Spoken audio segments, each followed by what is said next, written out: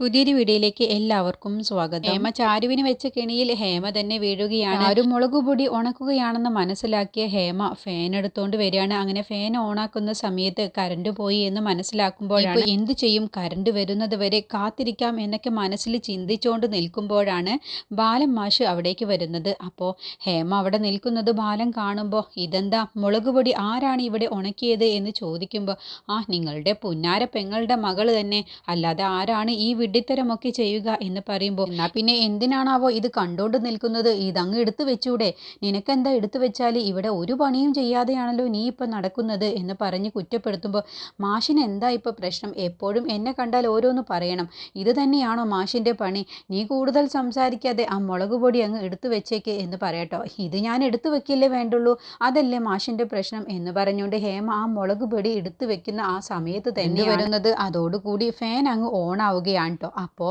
മുളക് പൊടി മുഴുവനായിട്ടും ഹേമയുടെ ദേഹത്തും കണ്ണിലേക്കും ഒക്കെ അങ്ങ് പാറി പറക്കുകയാണ്. അതോടുകൂടി ഹേമ അലറുകയാണ്, അയ്യോ എന്നെ രക്ഷിക്കണേ എന്ന് പറഞ്ഞുകൊണ്ട്. അപ്പോൾ ആ ഒരു സൗണ്ട് കേട്ടിട്ട് ബാലമാഷാണ് ആദ്യം ഓടി വരുന്നത്. എന്താ ഇത്, എന്താ പറ്റിയത് എന്ന് പറഞ്ഞുകൊണ്ട് നോക്കുന്ന സമയത്താണ് ഫാന് കറങ്ങുന്നത് കാണുന്നത്. അപ്പോൾ ബാലമാഷ് പെട്ടെന്നത് പോയിട്ട് ഫാൻ ഓഫാക്കുകയാണ്. അപ്പോഴത്തേക്കും ആ സൗണ്ട് കേട്ട് അശ്വതിയും രമേശനും ഒക്കെ വരികയാണ് കേട്ടോ. അപ്പോൾ എന്താ അമ്മ, എന്താ ഉണ്ടായത്, അമ്മയുടെ ദേഹത്ത് എങ്ങനെയാണ് മുളകുപൊടി പോയത് എന്നൊക്കെ ചോദിക്കുമ്പോൾ എനിക്കറിയില്ല, നേറിയിട്ട് വയ്യ, ഇനിയിപ്പോൾ എന്ത് ചെയ്യും, എനിക്ക് വയ്യ എന്ന് പറഞ്ഞുകൊണ്ട് കരയുകയാണ് കേട്ടോ. അപ്പോൾ ഈ ഒരു സൗണ്ട് കേട്ടിട്ട് അപ്പോഴത്തേക്കും ചാരുവും ഓടി വരികയാണ്. അപ്പോൾ എന്താ ഉണ്ടായത്, എന്താ അമ്മായി ഉണ്ടായത്, എങ്ങനെയാണ് മുളകുപൊടി അമ്മായിയുടെ ദേഹത്തേക്ക് വന്നത് എന്ന് ചോദിക്കുമ്പോഴാണ് പറയുന്നത്, ഞാനിവിടേക്ക് വരുമ്പോൾ ഫാൻ കറങ്ങുന്നുണ്ടായിരുന്നു, ആ ഫാൻ ആരാണ് ഇവിടെ കൊണ്ടുവച്ചത്, അതുകൊണ്ടല്ലേ ഇപ്പോൾ മുളകുപൊടി ദേഹത്തൊക്കെ പോയത് എന്ന് പറഞ്ഞ ഉടനെ തന്നെ രമേശൻ പറയാണ്, ഇതിപ്പോൾ അപ്പച്ചി തന്നെയല്ലേ, ഞാനവിടെ ഇരുന്ന് ഫാനിൻ്റെ കാറ്റ് കൊള്ളുകയായിരുന്നു, അപ്പോഴാണ് അപ്പച്ചി അത് എടുത്തുകൊണ്ട് വന്നത് എന്ന് പറഞ്ഞ ഉടനെ ബാലന് കാര്യം മനസ്സിലാവട്ടോ. അപ്പോൾ ഇതൊക്കെ കാണുന്ന ചാരുവിന് വല്ലാത്ത സങ്കടം വന്നിട്ട് ചാരു പെട്ടെന്ന് ഓടിപ്പോയിട്ട് വെള്ളം എടുത്തുകൊണ്ട് വരികയാണ്. അമ്മായി കണ്ണ് തുറക്കില്ലേ, ഇതുകൊണ്ട് മുഖം തുടച്ചാൽ മതി, അപ്പോൾ മാറിക്കോളും എന്നൊക്കെ പറയാണ്. അപ്പോൾ ബാലൻ ഒരു തുണിയൊക്കെ കൊടുത്തിട്ടുണ്ടാവും, ഇത് വെച്ച് തുടക്ക്, മുഖം തുടക്ക് എന്നൊക്കെ പറഞ്ഞിട്ടുണ്ടോ. അപ്പോൾ പെട്ടെന്ന് ചാരുവിനോട് ബാലൻ പറയാണ്, മതി, അവൾക്ക് ഒന്നും ചെയ്തു കൊടുക്കണ്ട, അവളിപ്പോൾ ഈ അലർച്ചയും എല്ലാം നീയാണ് ചെയ്യേണ്ടിയിരുന്നത്, നിനക്ക് വെച്ച കെണിയിൽ അവൾ തന്നെ വീഴുകയാണ് ചെയ്തത്. അപ്പോൾ എന്താ അച്ഛാ ഈ പറയുന്നത്, അതെ ഇതേ ചാരു ഇവിടെ മുളക് പൊടി ഉണക്കുന്നുണ്ട് എന്ന് മനസ്സിലാക്കിയിട്ട് അവൾക്ക് വേണ്ടിയിട്ടാണ് ഈ ഫാൻ ഇവിടെ കൊണ്ടുവച്ചത്, ഭാഗ്യത്തിന് ഓണായില്ല, കറണ്ട് ഇല്ലാത്തത് കൊണ്ടാണ് ചാരു രക്ഷപ്പെട്ടത്, അല്ല എന്നുണ്ടെങ്കിൽ ഇപ്പോൾ ഇവൾ ഈ കിടന്ന് അലറി വിളിക്കുന്നത് ചാരുവാണ് വിളിക്കേണ്ടിയിരുന്നത്. അപ്പോൾ ഒരു കാര്യം നീ മനസ്സിലാക്കിക്കോ, നീ വെച്ച കെണിയിൽ നീ തന്നെയാണ് വീണത്, ചാരുവിൻ്റെ നല്ല മനസ്സുകൊണ്ടാണ് ചാരുവിന് ഒന്നും സംഭവിക്കാതെ ഈശ്വരൻ കാത്തത്, നിന്റെ ദുഷിച്ച മനസ്സുകൊണ്ട് നീ തന്നെയാണ് ഈ കെണിയിൽ വീണത്, ഇപ്പോഴെങ്കിലും നിനക്കൊരു കാര്യം മനസ്സിലായില്ലേ, ചാരുവിൻ്റെ നല്ല മനസ്സിന് അവളെ ഒരു അപകടവും അവൾക്കുണ്ടാവില്ല എന്നുള്ളത് നീ മനസ്സിലാക്കിക്കോ എന്നൊക്കെ പറഞ്ഞ് ബാലൻ ഹേമയെ ഒരുപാട് കുറ്റപ്പെടുത്താൻ കേട്ടോ. ആ സമയത്ത് ഹേമ വീണ്ടും എനിക്ക് വയ്യ, നീറിയിട്ട് വയ്യ, എൻ്റെ കണ്ണ് എന്നൊക്കെ പറഞ്ഞ് കരയാണ്.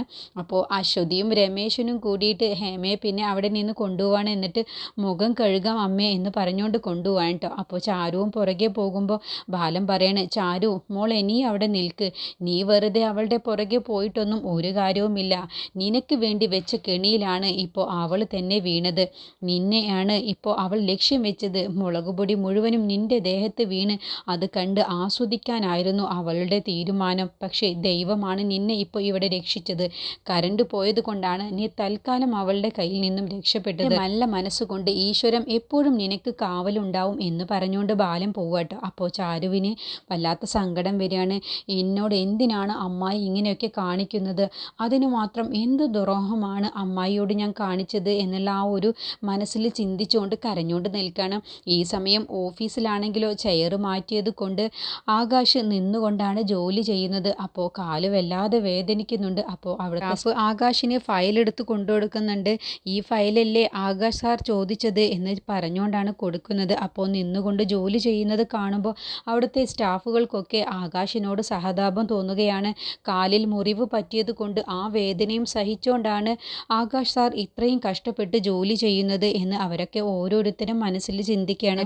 അതിലെ ഒരു സ്റ്റാഫ് ചെന്നിട്ട് പറയാണ്, എന്തിനാണ് ആകാശ് ഇത്രയും കഷ്ടപ്പെട്ട് ജോലി ചെയ്യുന്നത്, ഇങ്ങനെ കാലിലെ മുറിവും വെച്ച് നിന്നുകൊണ്ട് ജോലി ചെയ്യുന്നതിലും ഭേദമല്ല ഇന്ന് ഒരു ദിവസം ദിവസത്തേക്ക് ലീവ് എടുത്ത് വീട്ടിലേക്ക് പൊയ്ക്കൂടെ എന്ന് ചോദിക്കുമ്പോൾ ആകാശ് പറയണ ഇല്ല, ഞാൻ ഈ വേദനയും സഹിച്ച് നിന്നുകൊണ്ട് ജോലി ചെയ്യുന്നത് എനിക്ക് ഇങ്ങനെയും ജോലി ചെയ്യാൻ കഴിയും എന്നുള്ളത് തെളിയിക്കാൻ വേണ്ടിയിട്ടാണ്, അല്ലാതെ ലീവ് എടുക്കാനുള്ള മടി കൊണ്ടൊന്നുമല്ല. അല്ലെങ്കിൽ മാഡം കരുതും എനിക്ക് ചെയറില്ലാത്തത് കൊണ്ട് ജോലിയെടുക്കാൻ നിന്നുകൊണ്ട് കഴിയാത്തത് കൊണ്ട് ഞാൻ പോയി എന്നാണ് കരുതുക. അത് ഒരിക്കലും അവർക്ക് പറയാൻ കഴിയരുത്. അതിനു വേണ്ടിയിട്ടാണ് ഞാൻ നിന്നുകൊണ്ട് ജോലി ചെയ്യുന്നത്. ആകാശ് പറയുന്നത് ശരിയൊക്കെ തന്നെയാണ്. പക്ഷേ വൈകുന്നേരം വരെ എങ്ങനെയാണ് ഇങ്ങനെ നിന്നുകൊണ്ട് ജോലി ചെയ്യുക? അപ്പോൾ ആകാശ് പറയണ നിന്നുകൊണ്ട് ജോലി ചെയ്തേ തീരൂ.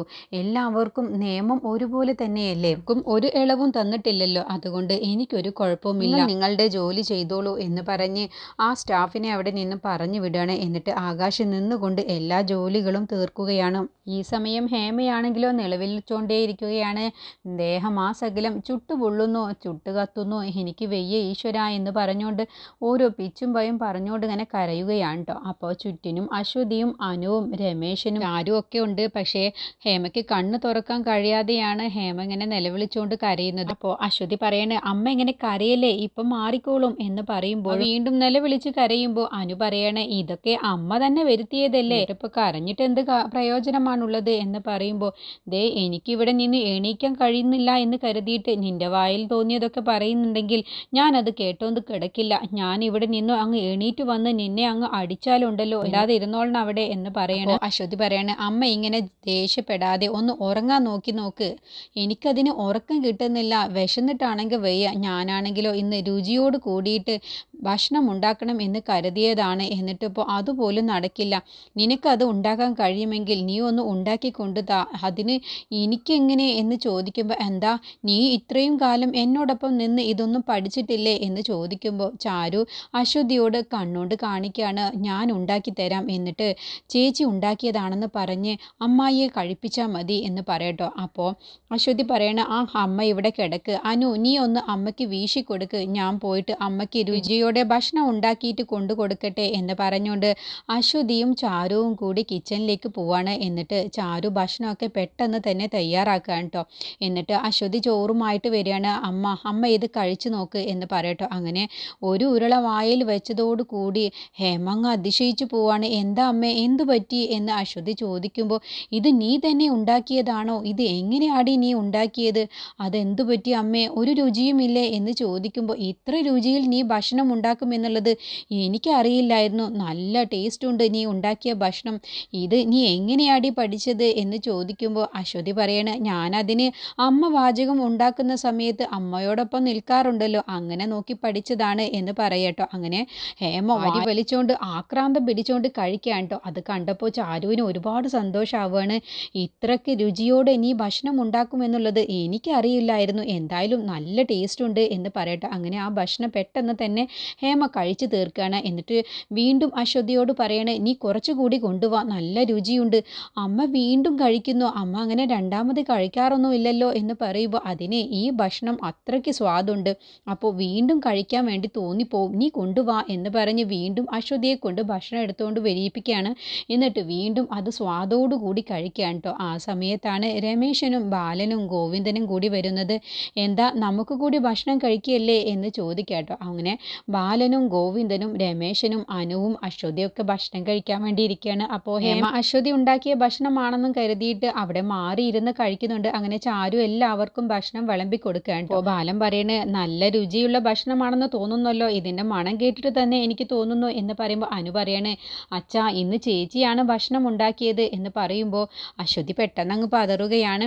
അപ്പോൾ അത് കേട്ട ഉടനെ തന്നെ ഹേമ പറയാണ് ആ അനു നീ നിൻ്റെ അച്ഛനോട് പറഞ്ഞു കൊടുക്ക് എൻ്റെ മക്കൾക്കും നല്ല രുചിയോടുകൂടി ഭക്ഷണം ഉണ്ടാക്കാൻ അറിയാമെന്നുള്ളത്, അല്ലാതെ ഹേമ മക്കൾക്ക് പാചകമൊന്നും പഠിപ്പിച്ചു കൊടുത്തിട്ടില്ല എന്നൊന്നും ഇനി ആരും പറയാൻ നിൽക്കണ്ട, എൻ്റെ മക്കൾക്കും നല്ല രുചിയോടുകൂടി പാചകം ചെയ്യാനൊക്കെ അറിയാമെന്നുള്ളത് ഇപ്പം തെളിഞ്ഞില്ലേ എന്ന് പറഞ്ഞ ഉടനെ തന്നെ ഹേമ പറയാണ് എന്ത് ഇവളോ, ഈ നിൽക്കുന്ന അശ്വതിയോ, അച്ചുവിനൊന്നും ഒന്നും ഉണ്ടാക്കാൻ അറിയില്ല, അവൾ ഉണ്ടാക്കിയതാണെന്നുള്ളത് നിങ്ങളെല്ലാവരും അങ്ങ് വിശ്വസിച്ചോ, ഈ മണം കേട്ട ഉടനെ തന്നെ എനിക്ക് മനസ്സിലായി ഇത് ചാരു ഉണ്ടാക്കിയ ഭക്ഷണമാണെന്നുള്ളത്, ചാരുവിൻ്റെ ഭക്ഷണത്തിന് ഒരു പ്രത്യേക മണവും രുചിയുമായിരിക്കും, അല്ലാതെ ഈ നിൽക്കുന്ന അച്ചുവിനുണ്ട് എന്തെങ്കിലും ഉണ്ടാക്കാൻ അറിയാം എന്നങ്ങ് പറഞ്ഞതോടുകൂടി ബാലനും പറയാണ് എനിക്ക് മനസ്സിലായി ഇത് ചാരുമോൾ തന്നെയാണ് ഉണ്ടാക്കിയത് എന്ന്, എനിക്കിത് കണ്ടപ്പോഴേ മനസ്സിലായി എന്നങ്ങ് പറഞ്ഞതോടുകൂടി ഹേമ അങ്ങ് ഞെട്ടിപ്പോവാട്ടോ.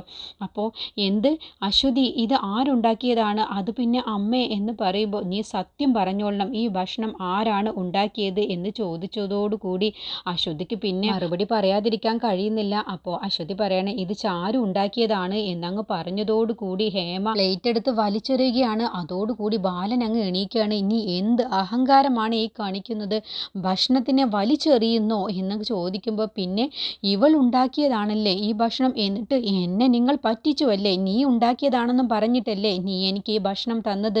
അശ്വതി പറയണ, അതിനെന്താ അമ്മേ, അമ്മയ്ക്ക് എന്താ, ഭക്ഷണം കഴിച്ചാൽ പോരെ?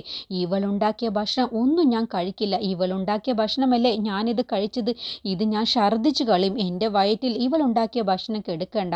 ഇവൾ എനിക്ക് വിഷം തന്നതുപോലെയാണ് ഇവളുണ്ടാക്കിയ ഭക്ഷണം എനിക്ക് കഴിച്ചാൽ എന്ന് പറഞ്ഞുകൊണ്ട് വായിൽ വിരലിട്ട് ഹേമ ഛർദ്ദിക്കുക നോക്കുകയാണ് കേട്ടോ. അപ്പോൾ ചാരു അത് കാണുന്ന സമയത്ത് പൊട്ടിക്കരയുകയാണ്. അപ്പോൾ ബാലൻ പറയണ, ഇവൾക്ക് അഹങ്കാരമാണ്, അല്ലെങ്കിൽ ഇങ്ങനെയൊന്നും ആരും പെരുമാറില്ല എന്ന് പറഞ്ഞു ബാലനും ഒരുപാട് ദേഷ്യപ്പെടുകയാണ്. ഇവൾ ഈ അഹങ്കാരം കൊണ്ടാണ് ഇങ്ങനെയൊക്കെ ചെയ്യുന്നത്, അല്ലാതെ ചാരുമോൾ ഉണ്ടാക്കിയ ഭക്ഷണം കഴിച്ചു എന്ന് കരുതിയിട്ട് എന്താണിപ്പോൾ ഒരു പ്രശ്നമുള്ളത്? ഈ കാണിക്കുന്ന ഈ അഹങ്കാരത്തിന് നിനക്ക് നല്ലൊരു തിരിച്ചടി തന്നെ കിട്ടിയിരിക്കും എന്നൊക്കെ പറഞ്ഞ് ബാലനും ഹേമയെ പ്രാകുകയാണ്.